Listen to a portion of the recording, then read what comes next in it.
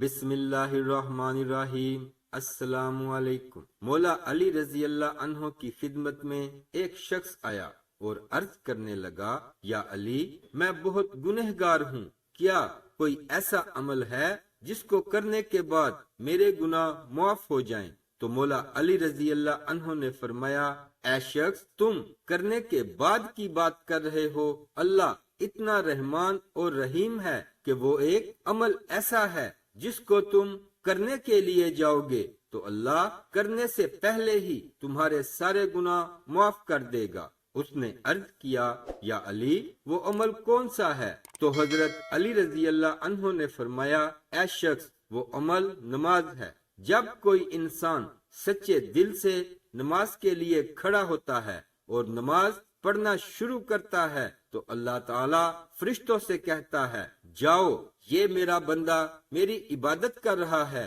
اس کے سارے گناہ اس سے جدا کر دو تاکہ یہ صاف ہو کر میری عبادت کرے۔ جب انسان نماز ختم کر لیتا ہے اور گھر کی طرف جانے لگتا ہے تو فرشتے کہتے ہیں، اے ہمارے رب، اب اس کے گناہ اس کے نامہ اعمال میں لکھ لے۔ تو اللہ رب العزت فرماتا ہے، میں معاف کی ہوئی چیز یاد نہیں کرتا، اب ان گناہوں کو اس سے جدا ہی رہنے دو۔ ویڈیو اچھی لگے تو لائک کر دیں اور ثواب کی نیت سے شیئر ضرور کریں۔